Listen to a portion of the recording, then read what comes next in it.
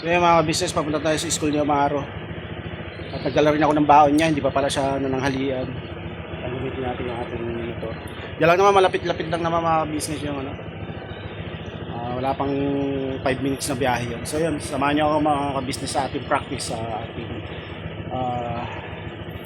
ang tawag to, graduation practice na ni Amaro. Alright? So mga business, dito na kami. Ayan si Amaro. Mukhang aakyat tayo ng stage mga ka-business. Hindi ko alam kung totoo yung sinasabi no, pan-third daw siya. Ayan sila, yung mga magulang.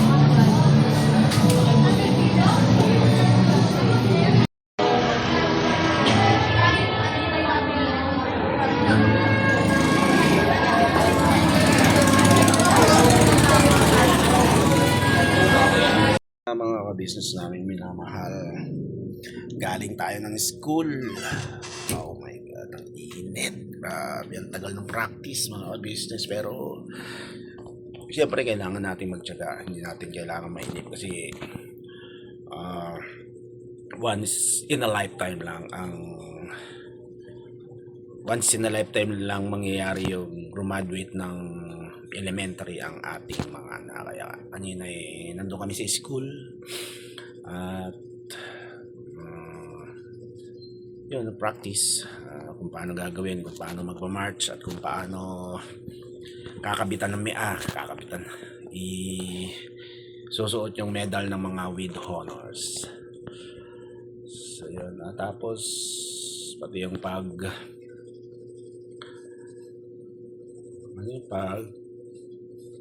ang toga, yan, yung mga picture taking, mga ganon. Yun, init lang kanina, alauna, nagsimula yung kainitan po. Sa bagay may covered court naman doon, kaso lang yung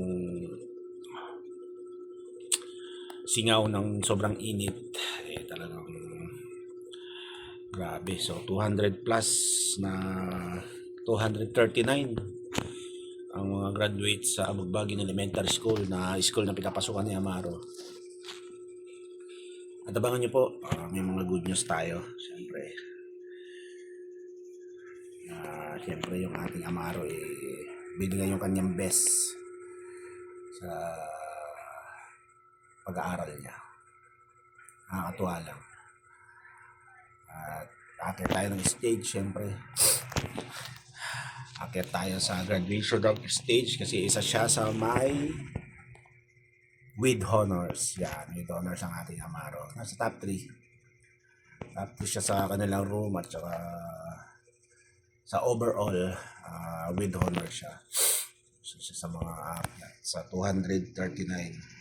Ilan sila? O diba?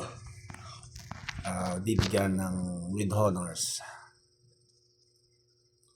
Nakakatuwa lang.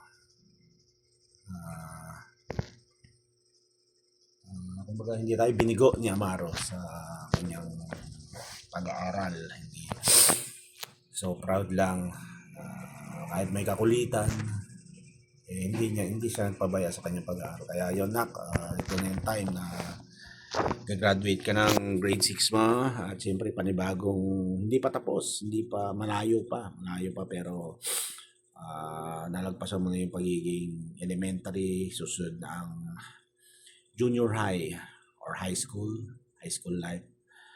At yun, ang wish ko is tuloy lang. Kasi mga pangarap, matalino kong bata. Wala siya wala ako si Amaro nasa labas. Matalino kong bata at proud ako sa iyo. Proud kaming lahat sa iyo, sa iyong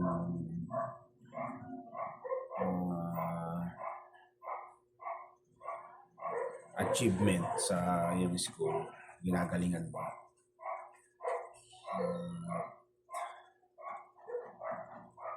So yun, namangan nyo lang mga business kung ano yung mga ganap. Hindi ko na muna mabuti. Pero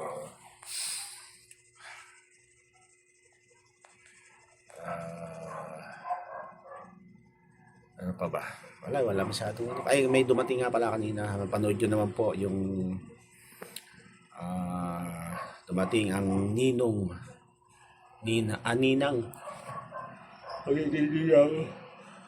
Sila Papa Dins at Peace Jam. Ninang di pala ni Bay.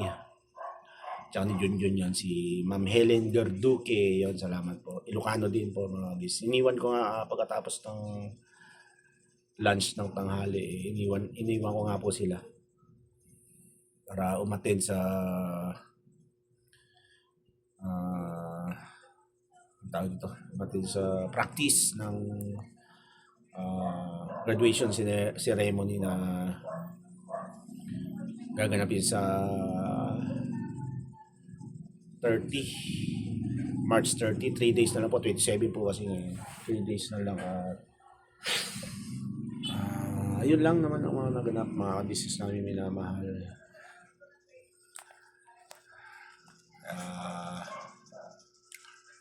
Tsaka mainit din kasi ngayon, hindi ako naglalabas masyado. Dito lang, tulong-tulong sa loob ng bahay, luto, yan. Kung anong maluluto ko dyan. Ganun lang po ang aking ginagawa dito sa KB. Hindi ako pwedeng magbabad sa init kasi nga, di ba? Meron tayong HB.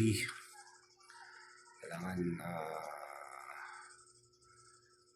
pagdating ng mainit, magsisilong na tayo. So, yun nga mga business. Ano pa ba? So yun lang muna mga ka-business. Abangan nyo na lang yung magiging vlog ko sa graduation ni Amaro.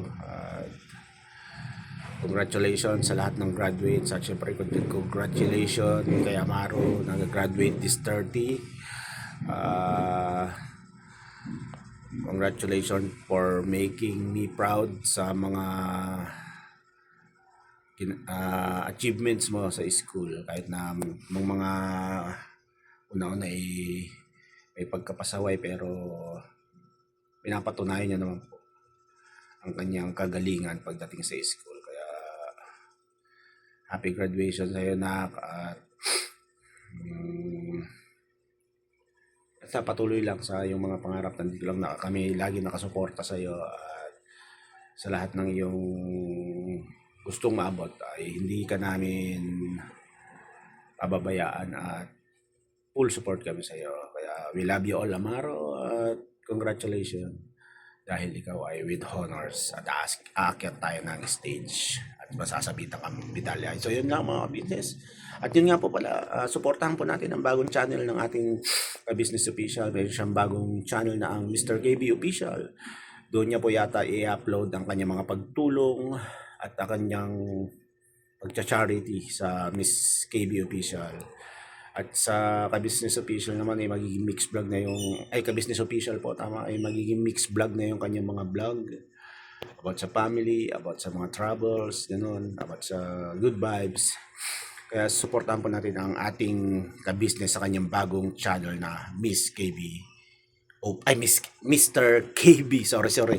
Mr. KB Official po. Yun, we love you all. Hanggang sa susunod po. At, yun, birabanat lang tayo.